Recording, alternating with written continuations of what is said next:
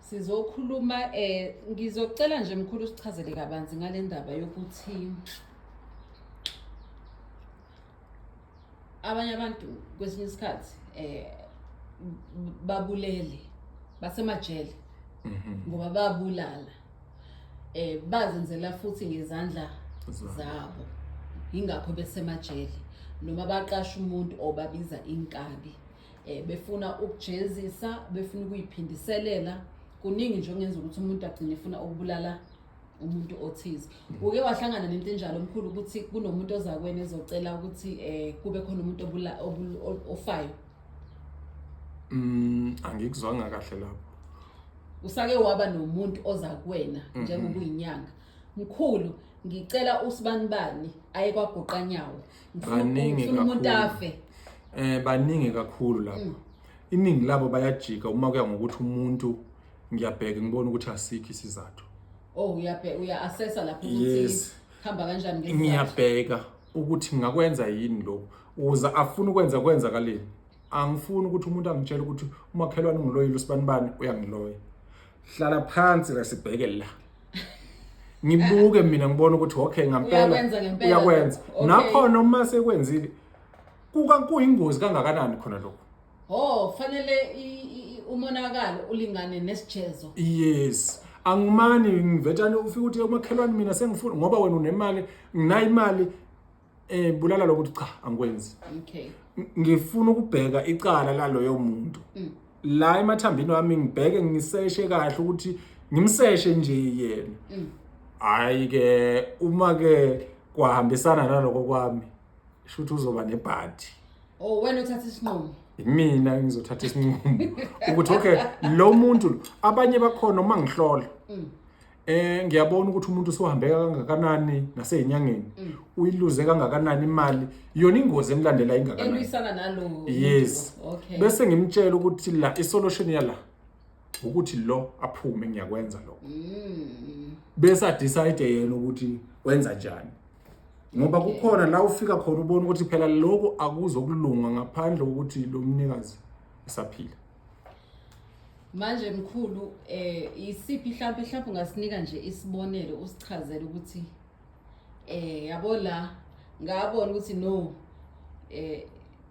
isijezo lesimfanele ngoba mhlawumbe wayenze 1 2 3 wabona la ukuthi hayi la akakamfanele ukuthi aye kwaGoqanyawo ngoba akaboni kangako isono sakhe sisikhulu kangako. Cela nje ibonelo. Kwafika omunye umama ngingale kwaMhlaba yalingana. Wafika ekhala ngento efana naleyo. Yena wayebulawa indoda yakhe. Imbulala. Yebo. Imzame ngemithi. Okay. Imzame ngemithi. Izama ukulala umfazi wayindoda. Umfazi yebo. Bese kungene indaba ze divorce wathi yabona indoda ukuthi no masike sa divorce ngizolimala kakhulu. Ya decide ukuthi imkhiphe umphefumulo. Yazama kakhulu enyangeni. Uma ngibheka lapha inyanga bekazihambile lo muntu beziziningi kakhulu.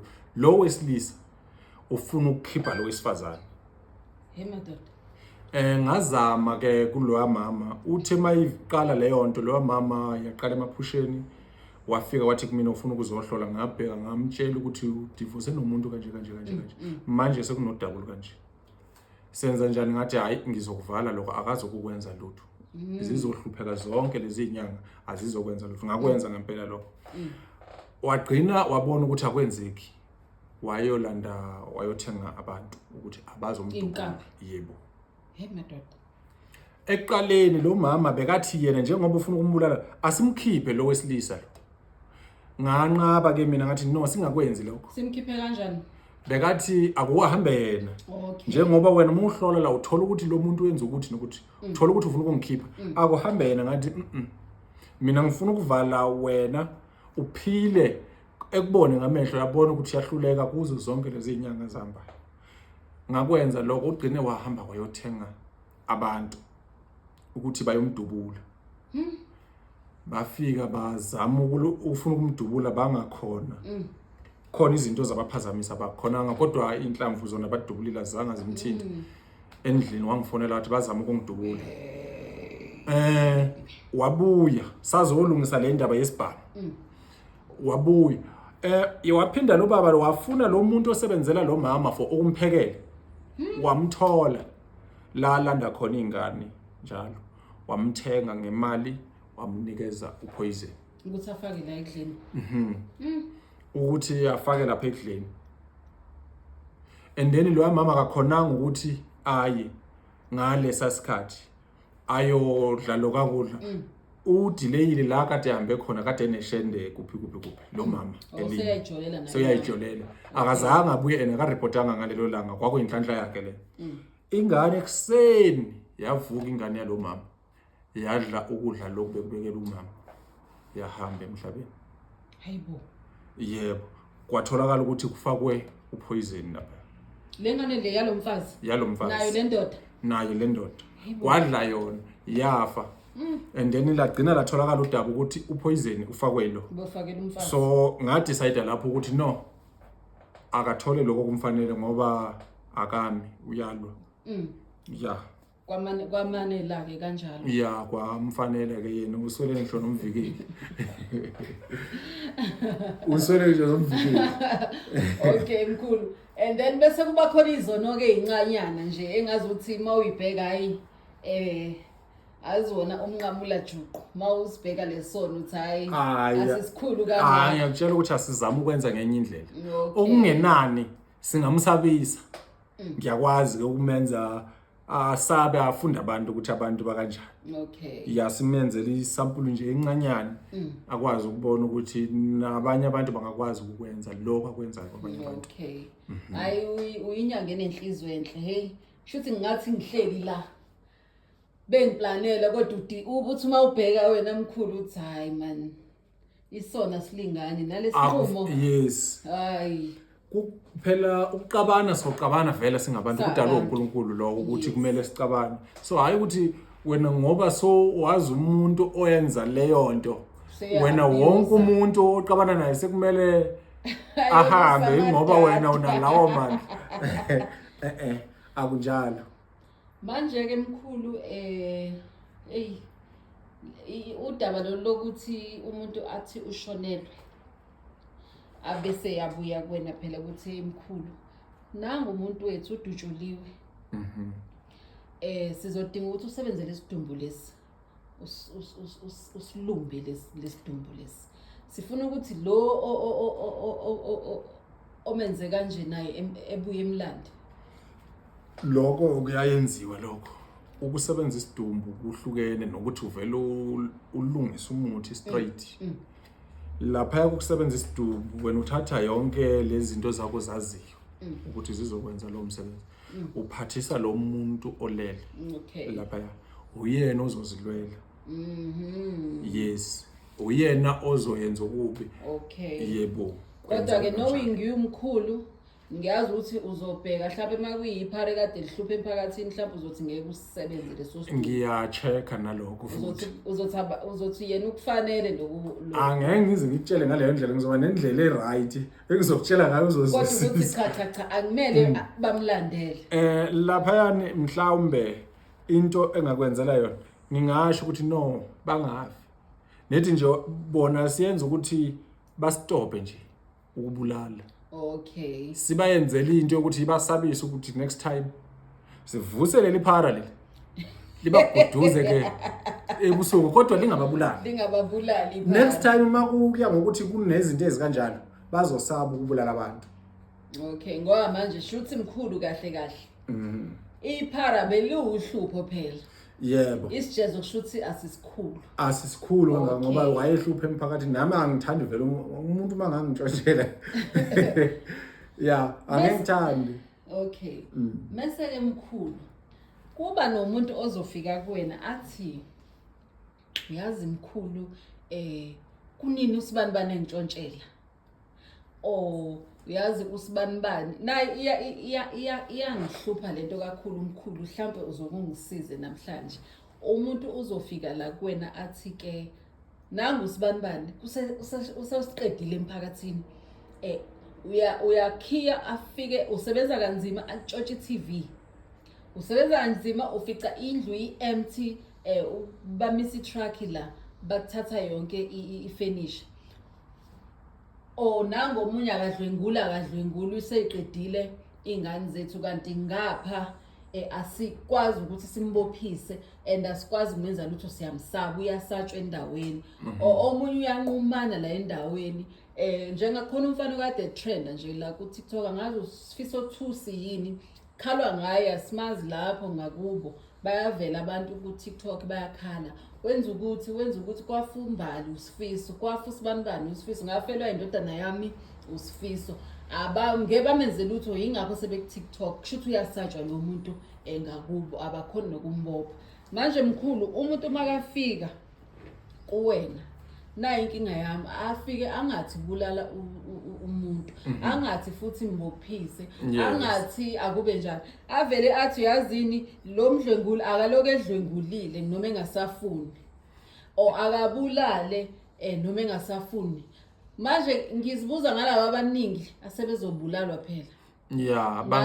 abangenaqala nalabo ngiyezwa ukuthi uyadluliswa kodwa manje inkinga yami usezodlula thiwa akahambe bulala thiwa akahambe gwaza thiwa akaloku eqhubekile entshontsha noma inhliziyo ingasavumi kodwa engakwazi ukuyicontrola uthini mhlawumbe umbono wakho kulolu daba mkhulu othanda ukuthi lube inkinganyana umuntu okanjalo esikhathini esiningi kumele umulumbele izitha okay ya ukhanda izitha ezizojikela loyo muntu zidile naye not ukuthi adlule hayi ukuthi adlule or uyenza into yokuthi izomehlisa nje uvela umenza isithithibala naloko uyayenziwa uma seqakile ngaleyo ndlela okay uyayenziwa naloko athithibala yeke ukuhlukumeza umphakathi ahlaliseke stele bavuke bamphakele kubo ngoba akanasizo lutho vela uyenza izinto ezirong afanye njengomuntu ohluphayo kodwa wagcina ejova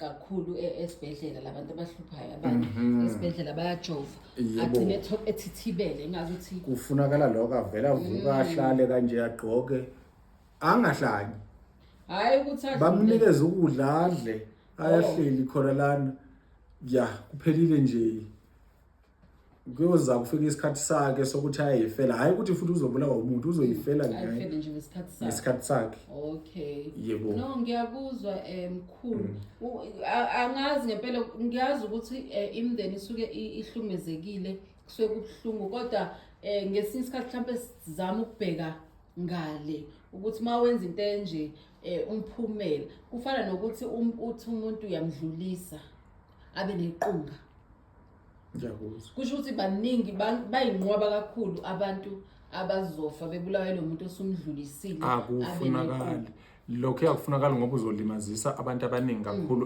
abangenacala ngaloyo muntu even before afe noma aboshwe bazobe sebebaningi kodwa abantu azobe yena vela ngithi uzogcina eshonile bakhona bazomjike abazomlimaza noma aboshwe ayofela ejele kodwa manje mawumdlulisile mkhulu angithi akusuka sekunzima makwenza kanjalo baningi kakhulu abazofa ya nakhona ejele usazoqhubeka yenze njalo ngoba akasaziyenzi and akadingi izizathu masedlulisiwe akadingi izizathu sokuthi ekulimaze hayi ngento encane nje uyakubulala loyo muntu yabo akasaziyenzi uyenzwa ilezi zinto esikhathini esiningi le yanto yokudlulisa asithi manje ukufika umuntu ubulela umuntu kuthathwa lo yamuntu ambulele uyena odila naye uyena umthuma lemsebenzi le yenza into encane nje ngokukhuluma nje nangazwana sekuyimpi kuyena kuba wangakuzwisisa kahle wabona ngathi mhlawumbe umqhenyelile or umswengelile kuyaphela ngawo ngokushela ungavumi sekuyicala kuyena kuyaphela ngawo yebo hey akasaziyenzi sewuyenzwa ilento emphushayo iyamphusha lento hayi uyazi yini mkhulu ngijabulele kakhulu ukukhuluma nawe futhi ngicabanga ukuthi abantu abaningi bathokozile ukuthi bekulalele bezwe uvo lwakho futhi ngicabanga ukuthi abantu abaningi bazosizakala and ngiyazi ukuthi ngoba ngisho ngithi njengoba siyabelaphi siyinyanga kumele sibambisane abantu babe nabantu abayinqwaba abakwazi ukuthi baye kubona basizakale kungabi khona lento ebizwa ngesilungu ukuthi i-gatekeeping. Ngingakho ngizokucela futhi manje usho la uphinde uyichaze ukuthi usebenzela kuphi, uphinde uyichaze ukuthi utholakala kanjani, uphinde ushiye inamba yakho, uphinde futhi usho in social media accounts akho ukuthi utholakala kanjani. Ngisho osefuna futhi information aphinde inbox nami ukuthi hayibo mkhulu Ndlondlo, abantu abaningi bangibiza ngogogo and angisiye ugogo ngumkhulu mkhulu. Ngisebenza nezinsizwa ngisebenzisana nezinsizwa ke amakhehla nami engihamba nawo. So ubuze lapha mkhulu Ndlondlo nangu umkhulu bani konje? Umalini. Umkhulu Malini. Yeah. Yes. Dume kakhulu lenyanga yomfana.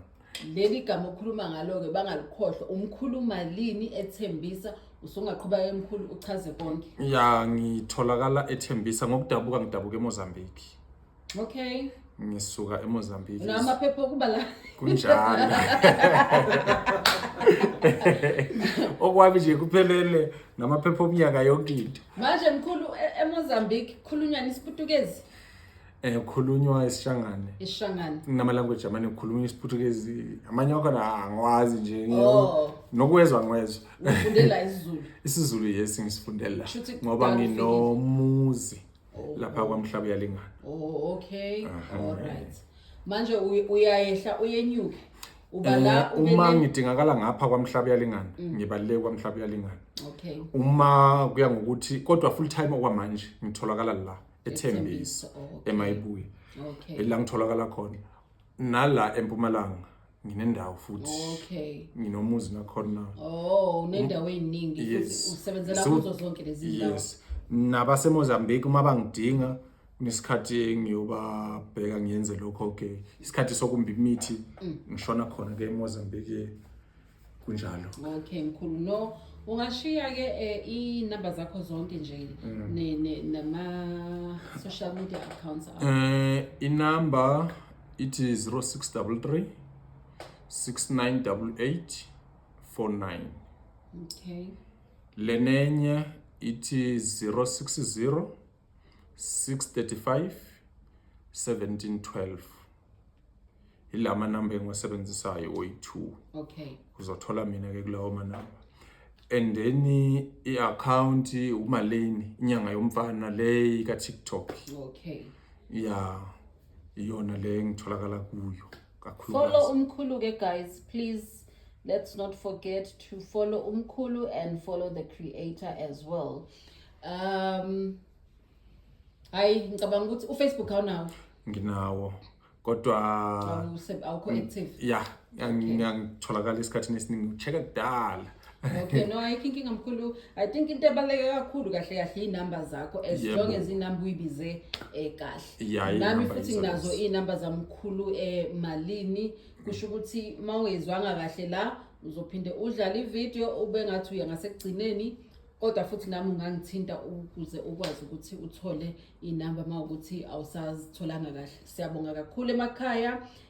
Phinde futhi kube ngokuzayo nihlale kanye nathi, subscribe to our channel Spiritual Sparks with Nozipho. Sizoqhubeka nje siloku sinilethele ulwazi. Siyabonga kakhulu. Nisale kahle.